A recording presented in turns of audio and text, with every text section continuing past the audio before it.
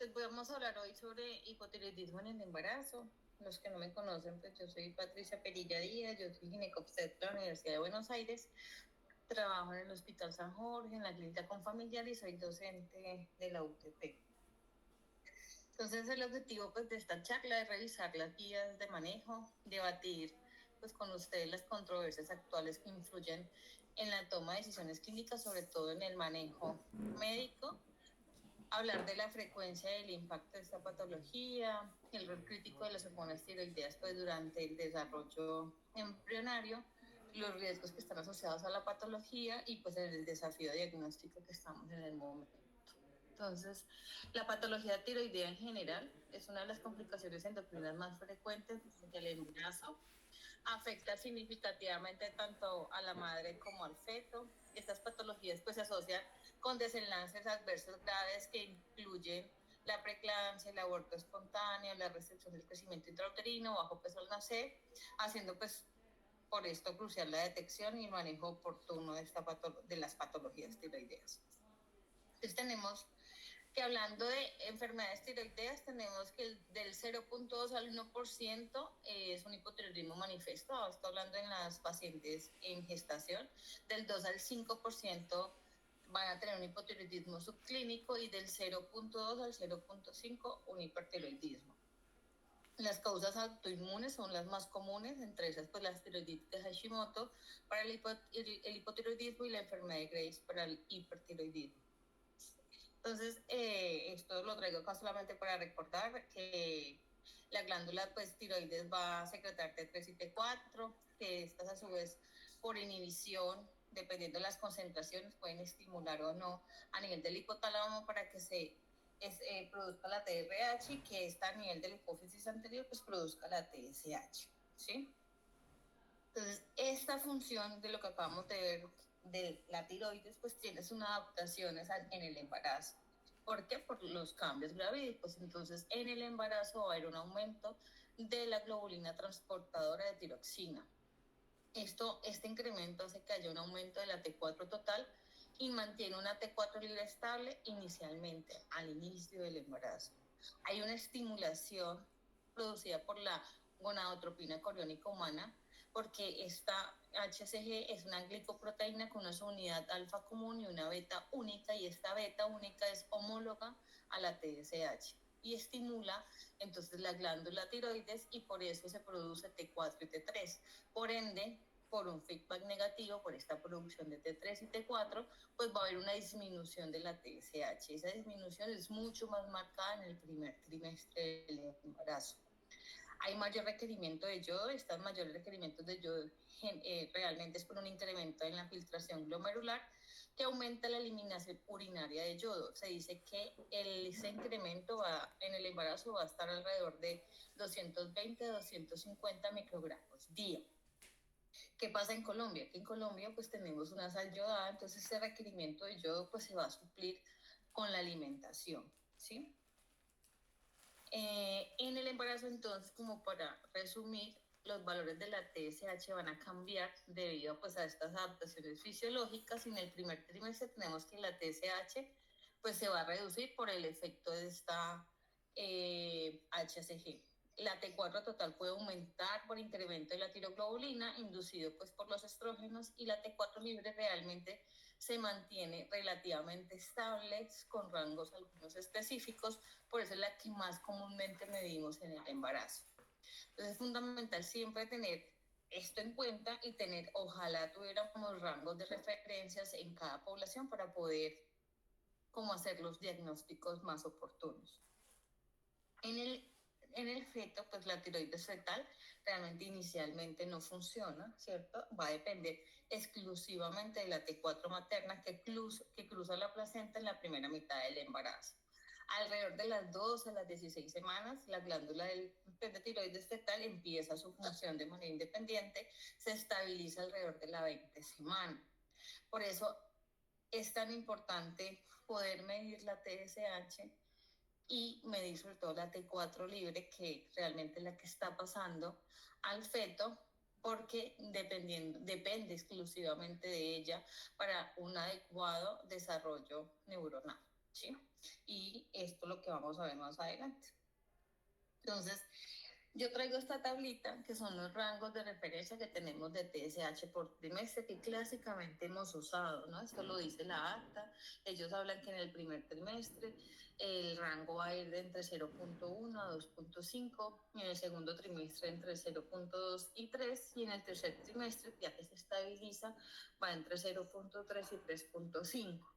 Pero ¿qué dice la COP en el 2020 y qué nos hace el consenso colombiano de endocrino acerca de esto? Dice que como nosotros no tenemos una población estudiada, no tenemos rangos de TSH en el embarazo, y que cuando no tengamos esos rangos, pues lo que deberíamos hacer es tener el valor del laboratorio, que generalmente en Colombia es 4, ¿cierto? El valor superior, y a ese y al inferior restarle solo en el primer trimestre 0.4 al límite inferior y 0.5 unidades por litro al límite superior.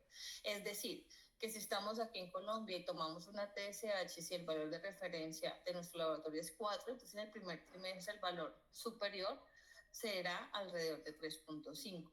Eso va a variar de laboratorio a laboratorio. Entonces la recomendación es que cada vez que tengamos el reporte de la TSH, veamos el rango de referencia y hagamos el ajuste solo en el primer trimestre. Y que ya en el segundo y tercer trimestre, pues tengamos el rango de laboratorio. Nosotros acá en Colombia sería 4. Por eso ustedes han visto que inicialmente pues teníamos los de la ATA, que era 0.125, en el segundo de 0.2 a 3, y en el tercer trimestre 0.3 a 3.5, y luego cambiamos por el boletín de la ACO de decir 4, ¿no? Si es mayor a 4 hasta 10, y mayor de 10 pues ya se va a iniciar manejo, que eso lo vamos a hablar más adelante, pero es por la recomendación de estos estudios que son medicina basada en la diagnosis. Los rangos de T4, les decía que uno puede medir T4 libre, T4 total en el embarazo, realmente son iguales, pero siempre hay que hacer un ajuste. Tenemos que el T4 libre realmente se debe interpretar de acuerdo al trimestre y tener en cuenta que los valores descienden a medida que avanza el embarazo. Y en cuanto a la T4 total, se debe ajustar un factor de corrección de acuerdo con la semana de gestación, y dicha corrección se debe realizar desde la séptima semana, aumentando un 5% por cada semana adicional, entre la séptima y la 15, y ya ahí se estabiliza. Entonces, esto lo sacó del consenso colombiano, donde ellos dicen que se debe multiplicar el valor de referencia reportado por 1.05 en la semana 7. Si es en la semana 8, multiplicar por 1.1 y así sucesivamente. Y ya a partir de la semana 16, multiplicar es por 1.5 para el valor de referencia de T4 total. Vuelvo y le repito, nosotros usamos sobre todo la T4 libre, que es la que más está estable durante el embarazo. Se habla de que hay unos leves descensos, pero no es tan pronunciada como una T4 total por los cambios que les mencioné anteriormente. Y que la T4 libre es mucho más sensible, sobre todo a los cambios, ¿no? Cuando uno inicia un medicamento, entonces son con los que se puede ver un control más rápido que una TSH. Entonces, teniendo en cuenta las consecuencias maternas fetales de la disfunción tiroidea, tenemos tanto riesgos obstétricos como impacto fetal neonatal. Al nivel obstétrico tenemos que se asocia más a aborto espontáneo, a preeclampsia, a parto prematuro, a restricción del crecimiento.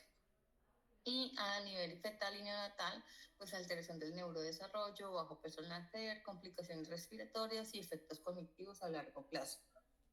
Entonces, ¿cómo hacer el tamizaje?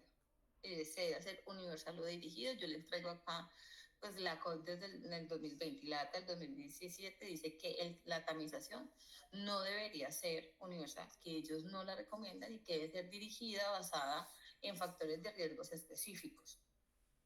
Pero realmente esta recomendación de estas 2 guías pues ha generado realmente controversia. Hay algunas sociedades que hablan de que la tamización tiene que ser universal. Es más, ayer pues leyendo el consenso nuevamente colombiano, ellos dicen que ojalá la tamización sea universal. Sí, pero ¿qué pasa cuando se hace universal? Pues que aumentan los costos, y que debería el que está tomando la tamización de forma universal pues realmente tener criterios para el inicio del manejo. Entonces, yo les traigo acá la recomendación que da la COP del 2020 y pues la data 2017 acerca del tamizaje dirigido, que es lo que la gran mayoría de nosotros hacemos, y va dirigido dependiendo de ciertas indicaciones. Entonces, hablando de antecedentes familiares, si tenemos historia personal o familiar de enfermedad tiroidea, especialmente familiares de primer grado, cuando está asociado, la paciente tiene asociado a enfermedades autoinmunes como la diabetes mellitus tipo 1, el lupus eritematoso sistémico, el Sjögren, una artritis reumatoidea, cuando tiene un aumento palpable del tamaño tiroideo detectado en el examen físico, o tiene antecedentes o historia de infertilidad, pérdidas gestacionales recurrentes, más de 2 abortos espontáneos. Otras indicaciones, pues tratamiento previo con yodo radioactivo, cirugía tiroidea previa, radiación cervical previa, uso de amiodarona o litio, que tenga más de 30 años o que tenga asociado alguno de los síntomas del hipotiroidismo, entonces fatiga excesiva persistente, intolerancia al frío, constipación severa, piel seca excesiva o bradicardia. La presencia de cualquiera de estos factores, pues ahí sí justifica, según ellos, la toma de la TSH y la T4 libre para poder clasificar a la paciente y definir si requiere manejo o no. Entonces, en cuanto al tema que nos compete la noche, pues, ¿qué es el hipotiroidismo? El hipotiroidismo es una alteración endocrina caracterizada por la deficiencia de hormonas tiroideas T4 y T3 a nivel tisular. ¿Cómo se hace el diagnóstico? Con una TSH elevada por encima del rango de referencia para el trimestre de la paciente y una T4 libre disminuida, ¿sí? Con la presencia o no de los síntomas que les mencioné anteriormente. El diagnóstico debería hacerse con hallazgos clínicos y confirmación bioquímica o cuando tenemos algún antecedente, pues hacer la tamización siempre. ¿Qué pasa? Que tenemos dos escenarios, ¿cierto? Aquella que hacemos el diagnóstico de hipotiroidismo clínico, ella que tiene TSH elevada y una T4 libre disminuida, que tiene síntomas evidentes, estas pacientes requieren tratamiento inmediato porque ya vimos que tienen pues mayor complicación si no se tratan. Esta hipotiroidismo clínico, como les he dicho, tiene una prevalencia del 0.3 al 0.5 en los embarazos. Y está el hipotiroidismo subclínico, que es aquel que tiene esa TSH elevada, pero una T4 libre normal. Entonces, acá pueden tener síntomas, sí, muy mínimos o ausentes.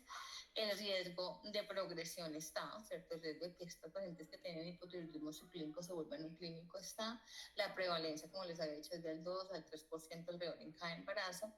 Pero entonces acá aparece lo primero, el tratamiento según criterios clínicos.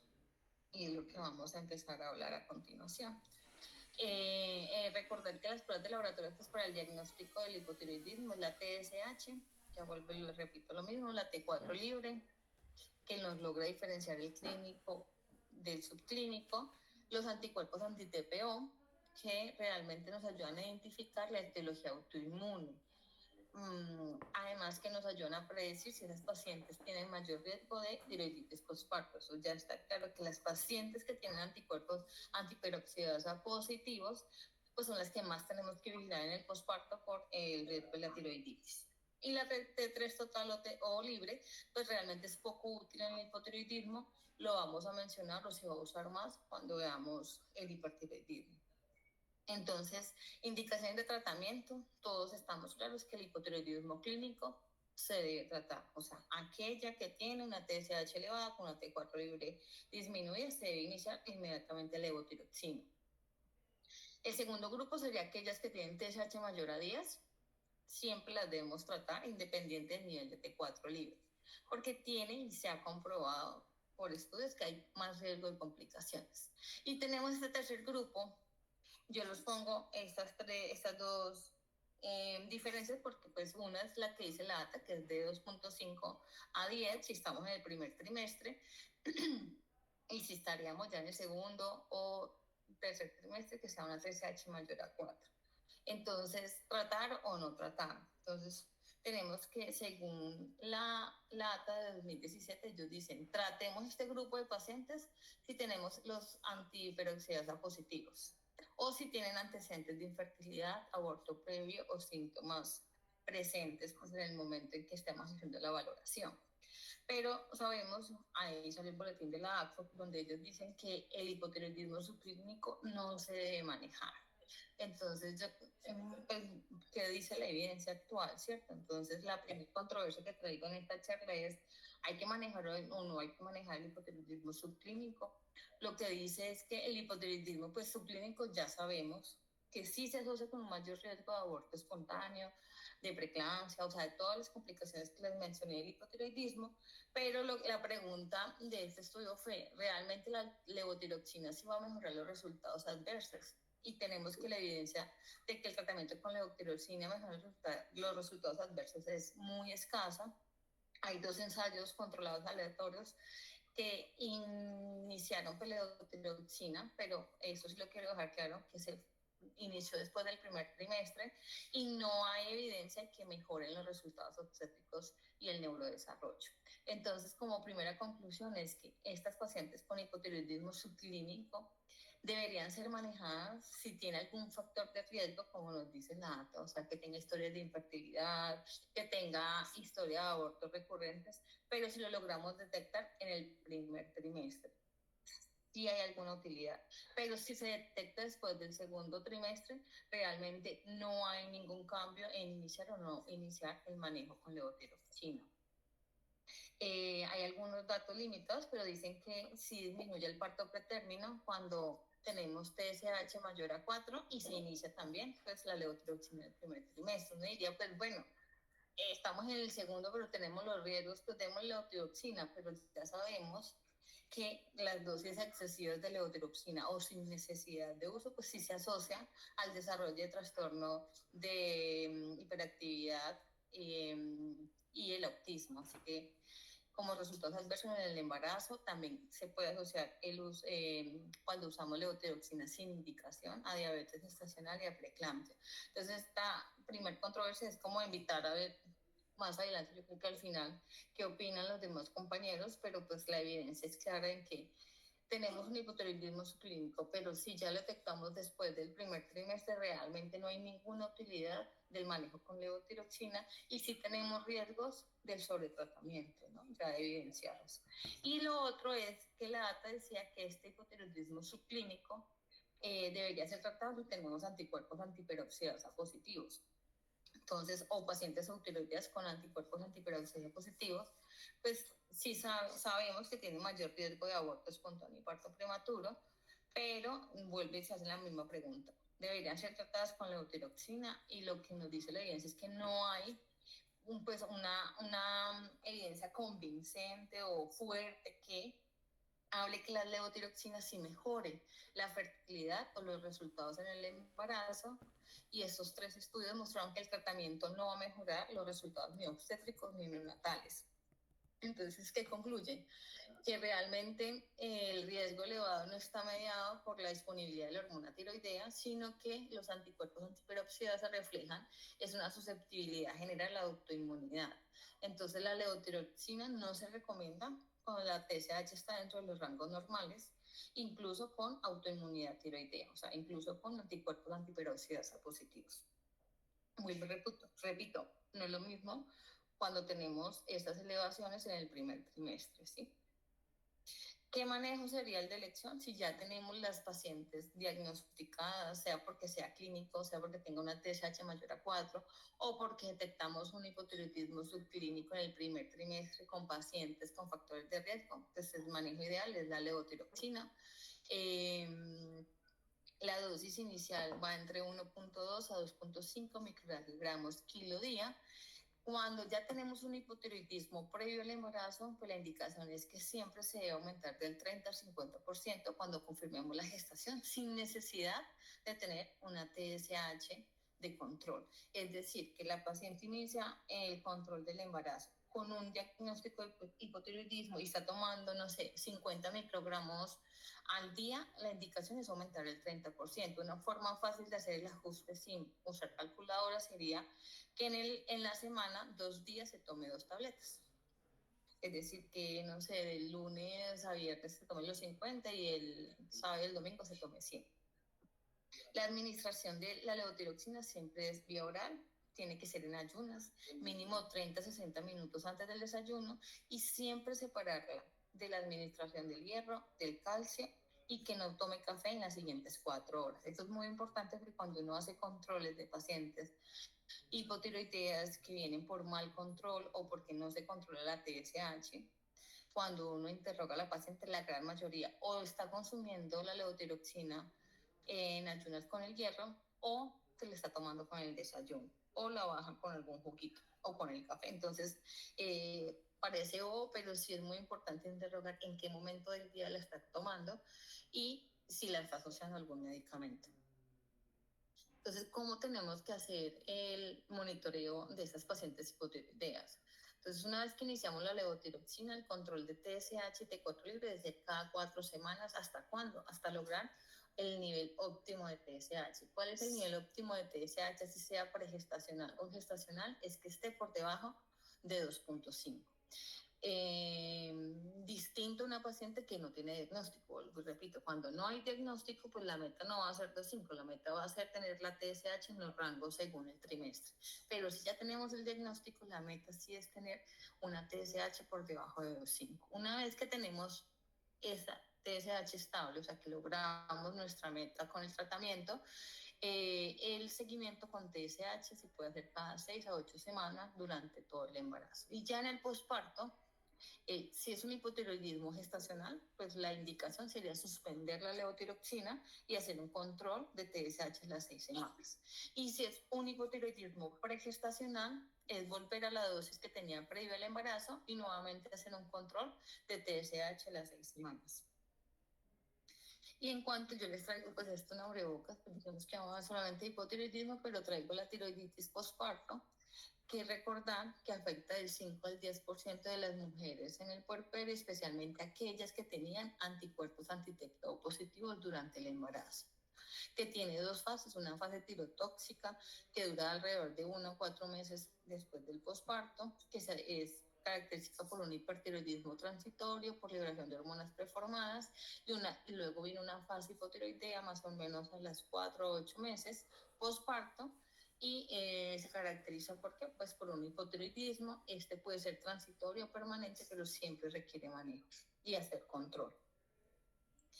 El algoritmo de diagnóstico, entonces selecciona qué pacientes vamos a hacer control de TSH según factores de riesgo o síntomas sugestivos, evaluar esa TSH en los rangos por trimestre, solicitar siempre una T4 libre y anticuerpos antiperoxidados a la T4 libre para poder clasificar si es clínico o subclínico, y los anticuerpos antiperoxidados sobre todo para evaluar el riesgo. ¿Sí? No el manejo, como nos decía la ATRA en el 2017, sino para evaluar qué pacientes tienen mayor riesgo de tiroiditis postparto. Y una vez que tengamos clasificada la paciente, pues decidir iniciar el manejo, no tardar en esa decisión, no pedir otra TSH como para ver si es que la tiene alto, fue un error de laboratorio. Recordar siempre que pues el tiempo es crucial en el embarazo es un tiempo muy corto, no podemos pedírsela a las 6 semanas para poder iniciar el manejo, sino que deberíamos, una vez clasificada, iniciar el manejo, ¿sí? Y hacer el seguimiento de estas pacientes. Puntos pues para recordar que el diagnóstico oportuno sí cambia los riesgos asociados a esta patología en cuanto al embarazo, que siempre debemos usar la TSH, y que esa TSH se debe ajustar por trimestre, sobre todo ajustarla si no, con nuestra población que no tenemos estudios ni rangos para la embarazada, entonces usar el que nos recomienda la COC y el consenso colombiano, que es en el primer trimestre hacer el ajuste de 0.5 y 0.4 al límite inferior, y en los otros trimestres el valor de laboratorio. Que el tratamiento precoz sí cambia el pronóstico, que sí es indicado cuando tenemos claro a quién vamos a iniciar, y que el seguimiento debe ser estrecho cuando no logramos hasta lograr la estabilización, y que luego si nos podemos ir un poquito más laxos cada 6 a 8 semanas. Es importante siempre reevaluar la paciente en el posparto, y más si tenía anticuerpos antiperoxidasa positivos. Y listo. Muchas gracias, Patricia. Pues yo creo que sí es muy importante hacer como un énfasis con respecto a lo que es el manejo del hipotiroidismo subclínico, porque uno se queda con la inercia terapéutica y todas las pacientes que tienen ese TSH por encima de 4 o con ese T4 normal, ya uno le manda anticuerpos antiperoxidasas y de entrada si le salen positivos le va a iniciar manejo. Uno revisando la literatura encuentra que está a favor, mucha de la literatura está a favor de iniciarle manejo, pero uno no es acuicioso y no hace la lectura detenida donde no hay unas diferencias estadísticamente significativas para reducir los riesgos. Lo que plantea la literatura es que si hay disminución del riesgo con el tratamiento con levotiroxina para parto pretérmino, para aparición de trastornos hipertensivos, pero cuando se revisa no hay una diferencia estadísticamente significativa para que se dé a favor de darle el tratamiento. Y lo otro es que cuando se está haciendo el manejo con estas pacientes, hay que tener en cuenta que esas que tienen los anticuerpos antiperoxidasas positivos y la TSH está ahí en ese límite de 4, menor de 10, que no tiene eso, pues hay que individualizarla, revisar que no tenga antecedentes, que no vaya a tener una progresión del aumento de la TSH o antecedentes de abortos, como había dicho la doctora Perella, porque esas pacientes sí ameritarían tratamiento. El resto, lo que ameritarían si salen los TPO positivos es hacerle seguimiento, porque sí se ha demostrado o la evidencia nos dice que estas pacientes sí están más predispuestas a que la TSH se vaya a alterar durante la gestación. No sé qué más leyó la doctora Patricia ahí con respecto a eso. No, sí, básicamente es eso, o sea, que antes decíamos anticuerpos antiperoxidasa positivo, darle manejo a todas. Realmente hay que individualizar esas pacientes con hipotiroidismo subclínico. Muy pocas las podemos detectar en el primer trimestre. Yo diría que esas son las que vienen de fecundación in vitro, que son mucho más estudiadas, ¿cierto? Que ese es un tema totalmente distinto. Aquellas pacientes que vienen con fertilización pues asistida tienen que tener una TSH por debajo de 2.5, ¿cierto? Así no tengo otro tipo de diagnóstico, pero eso es un tema individual de ese grupo de pacientes. Pero en general, yo lo traía, pues me parece importante aclararlo porque es que la data del 2017 sí lo es, claro, ellos dicen mayor a 2.5, debajo de 10 con cuerpos antiperoxidasa positivos, dar manejo, ¿sí?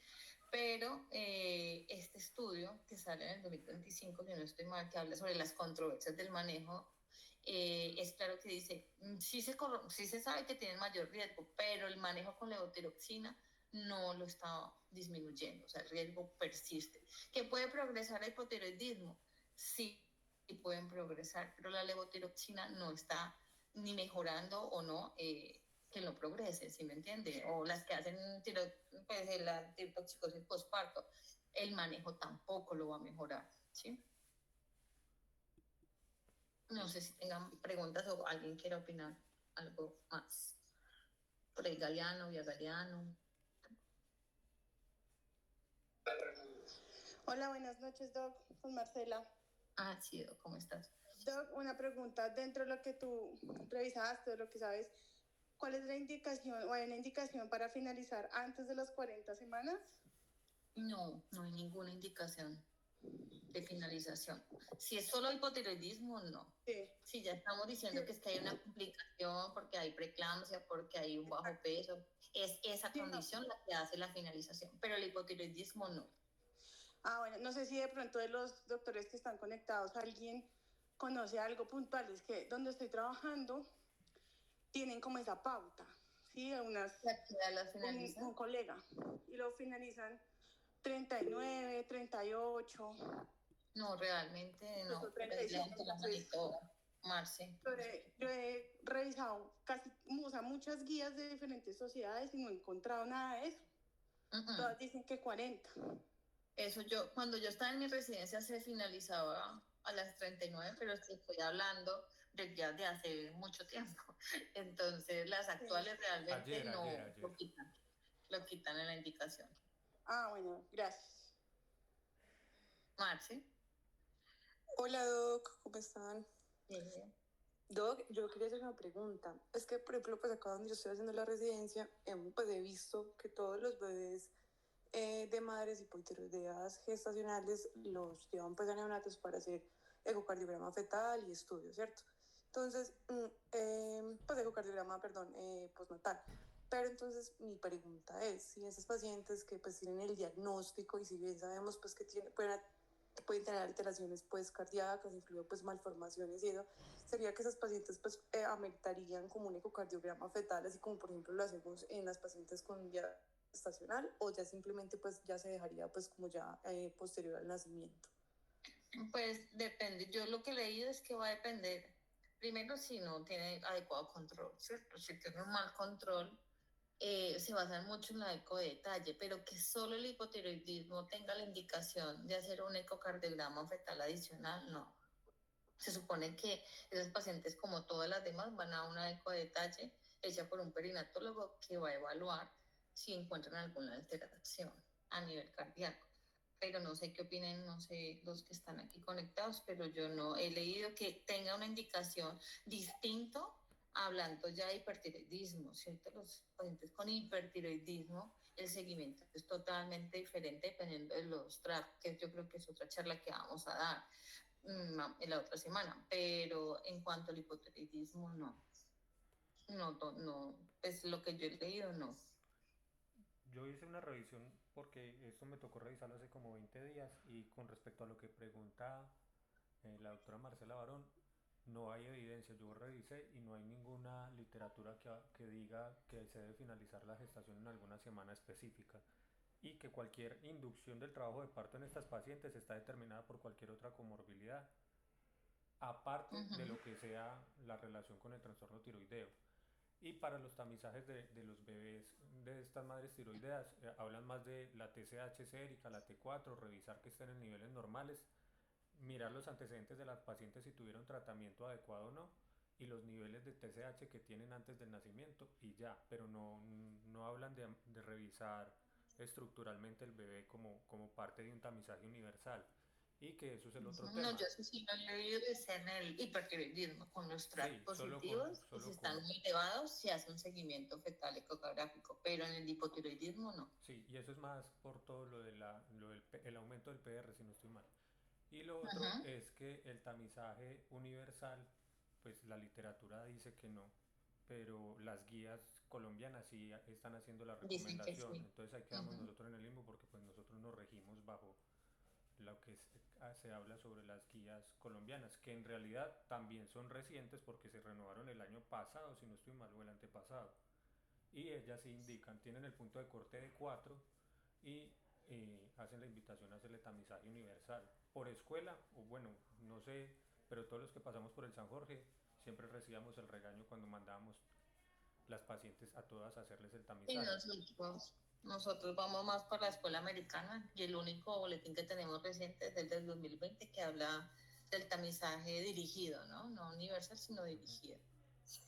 Y ese es el otro mensaje que se tiene que hacer con los pacientes y con el personal que atiende este tipo de pacientes, y es que si uno es en la primera atención que tiene la paciente gestante, identificar si tiene factores de riesgo o en el caso de guiarnos y de basarnos en toda la guía colombiana y el consenso colombiano, lo que se debería hacer es que parte de todos los paraclínicos de tamizaje de entrada es hacer la solicitud de los niveles tiroideos para poder identificarlo a tiempo y definir si necesita tratamiento o no. No sé si alguien tenga preguntas, la doctora Carolina se disculpa porque está en turno y tuvo una cesárea justo en este momento.